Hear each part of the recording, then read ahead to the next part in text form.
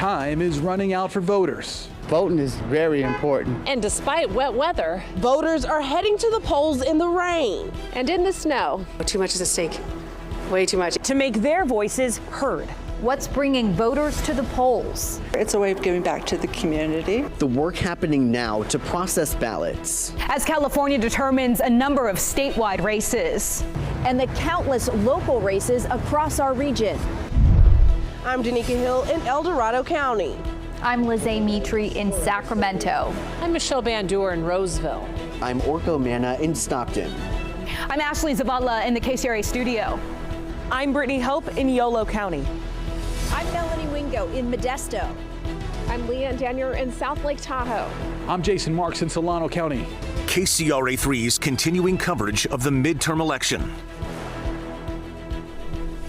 Millions of voters across California are casting their ballots and making their decisions in a number of races. Polls are open for just under 2 more hours right now as voters make their way to vote centers across our area right now. Many have been dealing with a little bit of rain and some snow today. Yeah, we had heavy rain coming down overnight and continuing through part of the morning.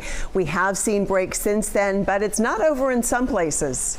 And in the Sierra, we've seen inches, if not feet of snow in some places. Chain controls are in effect in some areas, and you can see it was coming down at a pretty good clip for a while today. Back here in the valley, a tornado actually touched down near Galt at around 1:30 this afternoon. The National Weather Service confirmed that it hit near Highway 99 and Arno Road. Viewer photos showed that funnel cloud. Yeah, law enforcement says that a tin roof from a barn was pulled off, a bus had its windows blown out, and then power lines were damaged in the area. We can give you this shot here from Live Copter 3 showing you the damage from above. And let's go straight right now to Chief Meteorologist Mark Feinen about our weather today. Yeah, that happened about 1:30 this afternoon, and this is the way it looked on Doppler at that time. Here's Galt, and here's the cell that did that. And as you can see, it doesn't look like all that much on Doppler. We saw a lot of signatures that looked like that today. A period of heavy rain. You don't really see any rotation signature with that, and there was never any tornado warning, but we did get that EF0 tornado near Highway 99 and Arno Road. So that was back around 1:30 this afternoon, 1:30 to 1:40. So let me show you what's been happening the last couple of hours. We have been seeing scattered showers in the valley. Some of them come down pretty good for a while, but it's far from the widespread rain that we had first thing this morning. And then we get the snow starting at around 3,500 feet or so. So right now, Sacramento is dry, but you don't have to go very far to the north end of the county. We're getting some rain. This is making its way into southwest Placer County. So Roseville, Rockland, Lincoln, Lincoln's getting rain right now. And that extends out I-5 north of Woodland. We're also seeing some of that rain. Let's head up Highway 20 toward Grass Valley. Grass Valley in rain just on the east side of town. It begins to mix with snow, and it does mix with snow along Highway 20 into Grass Valley. Let's go south along Highway 50. Here you get that rain snow line in Pollock Pines, and then farther up the hill, this is Twin Bridges. That's Highway 50. It's been covered in snow throughout the day, and we've had chain controls throughout the day. Farther to the north on Interstate 80, yes, same thing. It's been snow covered throughout the day. Snow coming down pretty good for a while. For more on that, let's go to KCRA 3 meteorologist Heather Waldman. Hey, Mark. Yeah, we made it down to Cisco Grove an hour ago. We were up in Soda Springs, and the stretch of 80 between there and here, mostly packed snow. There were some areas that were relatively freshly plowed, but not a whole lot of exposed pavement even then. I'll step aside so you can see the freeway here behind me. These are the eastbound lanes of 80 that you're looking at, and we've pretty much had intermittent traffic since we got here. When we first arrived, there was maybe about a half-mile long backup. Unclear what the cause of that was, but it was able to clear up pretty quickly. Now, on our way down through the westbound lanes, we did see a couple of spinouts, and no surprise, the cars that did spin out were going about twice as fast as we were. So fortunately, again, all those spinouts, the drivers were able to get back on the road fairly easily. But you can see the snow still coming down steadily. It has been pretty much all afternoon. Once we got up above 4,000 feet, it was nothing but snow. We've maybe had 5 to 15-minute breaks here and there, but we'll keep seeing these off and on snow showers through the rest of tonight, tapering off into early tomorrow morning. So I'd say until sunrise, things along 80 going to be very slow going, but fortunately sounds like some improvements once we get beyond that. And of course, a lot of beneficial snow to enjoy going into the weekend. Live in Cisco Grove, meteorologist Heather Waldman, back to you. Yeah, that is for sure. Thanks, Heather. Well, through the snow and some of the rain today, voters made their way to the polls to make their voice heard, and we have less than 2 hours now before those polls do close. In Sacramento County, the latest update we got was more than 249,000 ballots were returned, and more people are still voting right now. KCRA 3's Lizzie Mitri is live right now at Sacramento State, where there's a vote center set up there, and it's been busy. Lizzie, what's the message you're hearing out there? It has been. Yeah, we're just hearing about the importance of participating here.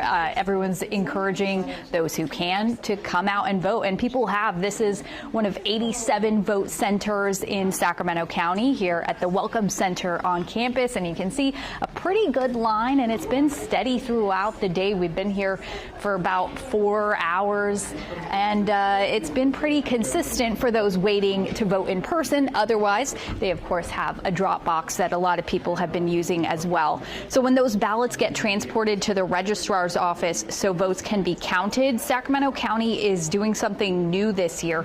Each ballot bag has an Apple AirTag attached to it so the county knows in real time where they are. They say they've never had any issues in the past, but this is just another precaution to increase election security and transparency.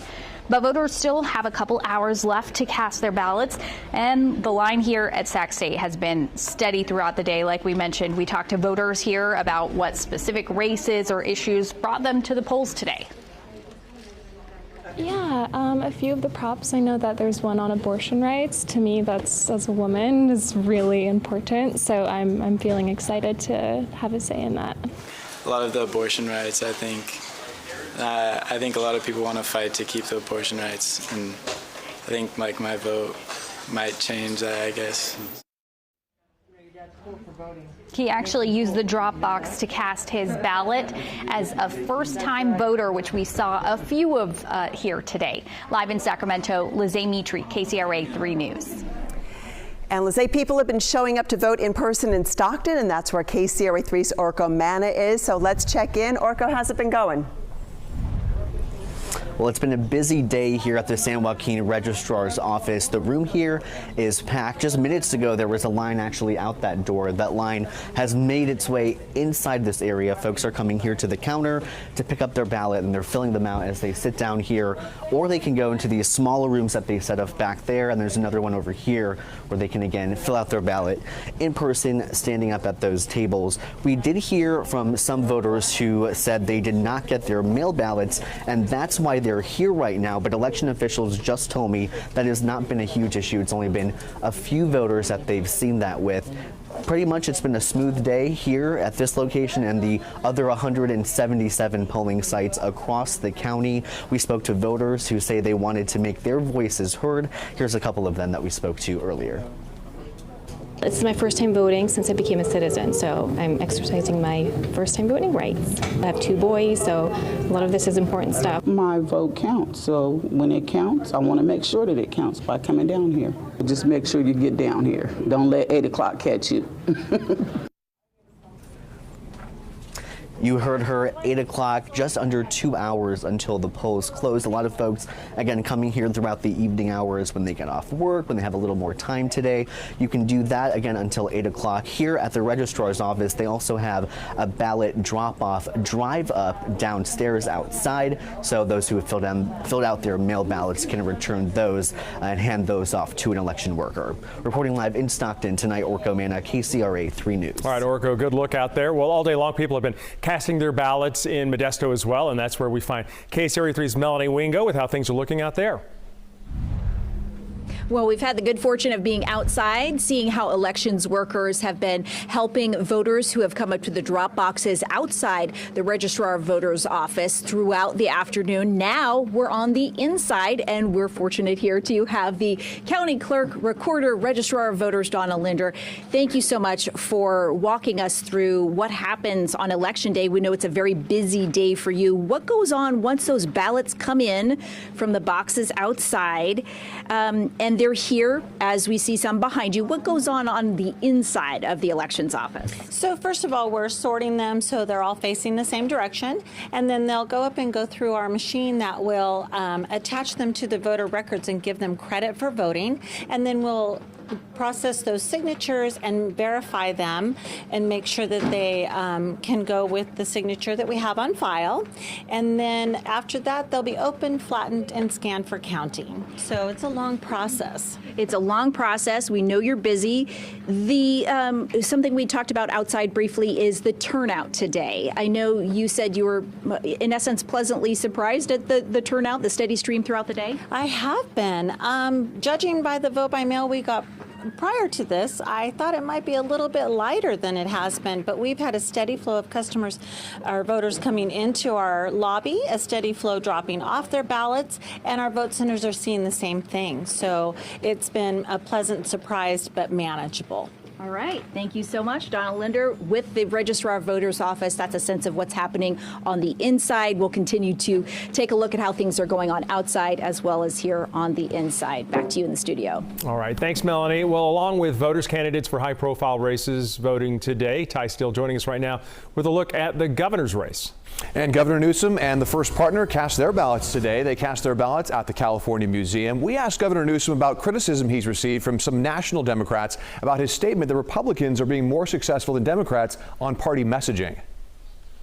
I'm looking forward to the results this evening, and I feel very strongly about the Democratic Party over the course of many, many years being on the defense on a lot of cultural issues. And I think we got to go on the offense. I've been very clear about that. That's no surprise. I've been very iterative as well. I've been out there in states, large and small, with billboards, with ads, with television commercials, trying to change the narrative on freedom and fairness.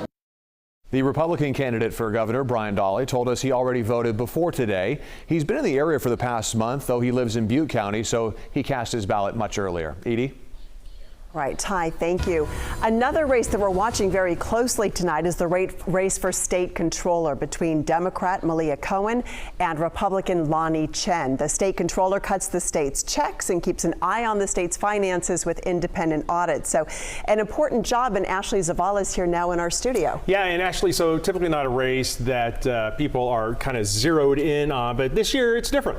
This year is different because it's the one race on the statewide ballot where a Republican potentially has a shot. Lonnie Chen is the Republican in this race facing Democrat Malia Cohen. And Lonnie Chen is essentially someone who has worked for two administrations. And most recent polls have showed that this is the statewide race with the smallest gap between the two candidates. So let's talk about their kind of closing statements, their final arguments to voters as we've been getting closer to today. All right, well, both actually have a similar baseline message, which is that they both promise to be an independent financial watchdog that would bring more transparency, to the state controller's office, giving Californians a better view of the state's checkbook, for example.